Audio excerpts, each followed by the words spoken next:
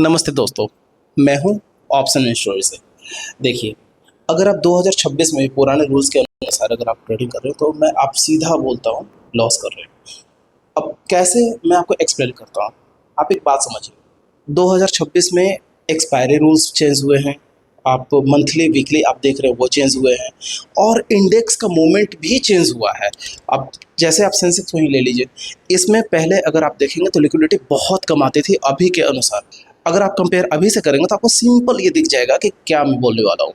मैंने पिछले वीडियो में बेसिक्स कवर किए थे निफ्टी के, सेंसेक्स के और बैंक निफ्टी के। इस वीडियो में मैं एडवांस जाने वाला हूँ। आपको और भी अच्छे तरीके से पता होगा और आपको अच्छे तरीके से ये समझा पाऊंगा कि कौन सा आपके लिए बेस्ट होना चाहिए, किस तरह के ट्रेडर हैं वो तो आप जानते होंगे, लेकिन मैं आपको उसमें हेल्प ये करने वाला हूँ कि आपके ट्रेडिंग स्ट्रेटजी के अनुसार आपके लिए कौन सा इंडेक्स ज़्यादा प्रॉफिटेबल होने वाला है और कौन सा इंडेक्स आपको दे सकता है लॉस। तो चलिए ट्रेडिंग सिंपल बनाते हैं।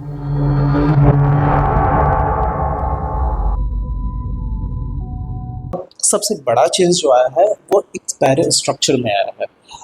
आपको मैं बता रहा हूँ, जैसे आप बैंक निफ्टी का देखिए, ये इसका मंथली हो गया है। निफ्टी और सेंसेक्स ये वीकली है। पहले होता क्या था ना, अगर आपको रोलर कोस्टर वाली वेव चाहिए तो आपके लिए बेस्ट प्लेग्राउंड हुआ करता था बैंक निफ्टी। अब वो चेंज हो चुका है। अगर आपको स्टेबिलिटी चाहिए तो बैंक निफ्टी है, अगर आपको रोलर कोस्टर वाली मूव चाहिए तो आपको सेंसेक्स है, फिर निफ्टी तो है ही उन सबका बॉस। अच्छा, आप एक बात आप समझिए, अगर आपने सिर्फ सेंसेक्स को चूज़ किया है इसका मतलब है कि आप ऑलरेडी निफ्टी में ट्रेड कर रहे हैं। वो मैं कैसे बता रहा हूँ आपको, निफ्टी का मूव अगर अप है तो सेंसेक्स का भी अप ही होगा, डाउन है तो डाउन ही होगा। बहुत माइनर से चेंजेस आपको दिखेंगे उन दोनों के मूव में। ऐसा क्यों है? वो सिर्फ इसलिए क्योंकि उनका लिक्विडिटी सेम मैच करता है।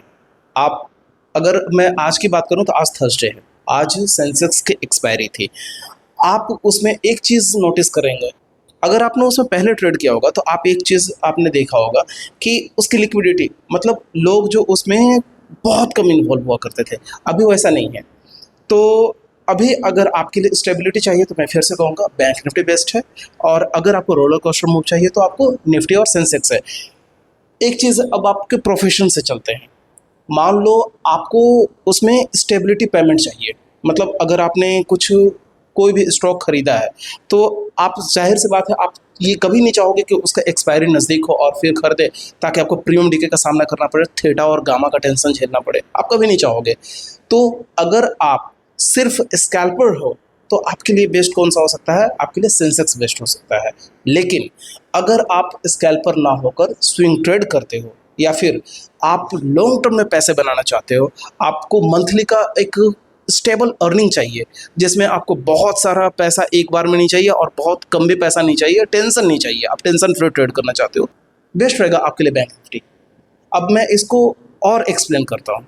अब मैंने इन तीनों को एक अलग अलग सेक्शन में डिवाइड किया है। सबसे पहले आते हैं निफ्टी पे। ये आप सेफ जोन इसको बोल सकते हो। अगर आप बिगिनर हो और बहुत ज़्यादा आपको इसमें चार्ट वगैरह देखना समझ में नहीं आता, या फिर आता भी है तो बस उतना ही, जैसे आप कोई कैंडल स्टिक्स पैटर्न पकड़ रखे हो या फिर आप कोई कैंडल को देख करके ट्रेड कर रहे हो, वैसे जोन में आपके लिए निफ्टी एक बेस्ट इंडेक्स साबित हो सकता है।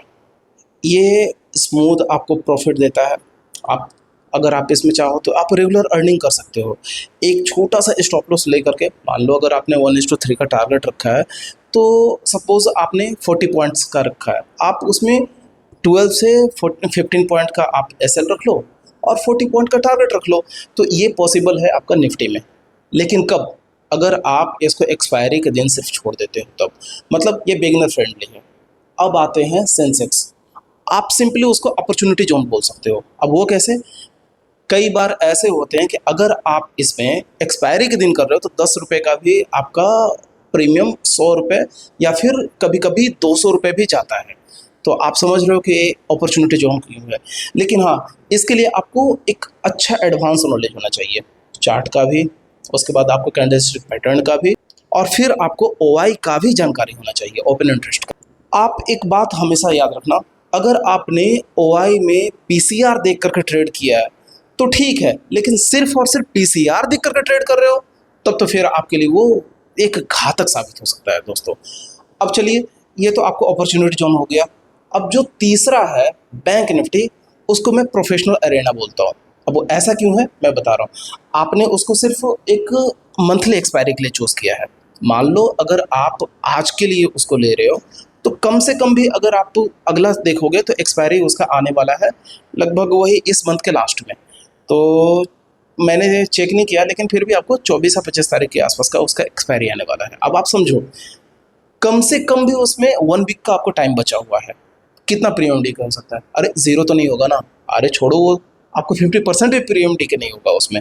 इनमें क्या है, आपका 50% से ज़्यादा हो सकता है। तो दिस इज़ द सिंपल, आपके लिए प्रोफेशनल अगर आप हो तो बेस्ट हो सकता है बैंक निफ्टी। तो ये 3 ज़ोन हो गए, सेफ ज़ोन, अपॉर्चुनिटी ज़ोन और प्रोफेशनल ज़ोन। अब मैं चलो आपको स्ट्रेटजी पे फोकस करता हूँ। अगर आप स्कैल्पर हो तो स्कैल्पिंग के लिए आप वीकली चूज़ करोगे, बेस्ट आपको होने वाला है निफ्टी और सेंसेक्स। अब दूसरा आते हैं, अगर आप स्टेबिलिटी फोकस्ड हो, मतलब अगर आप प्रीमियम आपको कम चाहिए लेकिन स्टेबल चाहिए, सिंपल है, बैंक निफ्टी है।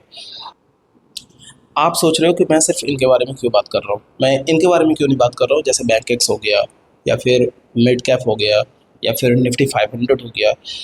बस सिंपल है, इनमें इतनी लिक्विडिटी नहीं रहती है, चाहे वो फिन निफ्टी वगैरह क्यों ना हो, लिक्विडिटी नहीं रहती है। तो हम लोग उसी पे फोकस्ड कर रहे हैं जो आपके लिए बेस्ट हो, जिसमें आप ट्रैप ना हो। मुझे वो बता करके आपका सिर्फ वक्त बर्बाद करना कोई ऐसा इरादा नहीं है। तो आप इस वीडियो से कुछ सीख पाएँ, मैं बस इतना ही चाह रहा हूँ। तो आइए अपने टॉपिक पे वापस आते हैं। तो दोस्तों, अब आते हैं फाइनल वर्डिक्ट पर। अगर आप एक्सपायरी हंटर हो, आपके लिए सेंसेक्स निफ्टी, और अगर आप स्टेबल और स्टेबिलिटी चाहते हो तो आपके लिए बैंक निफ्टी बेस्ट है।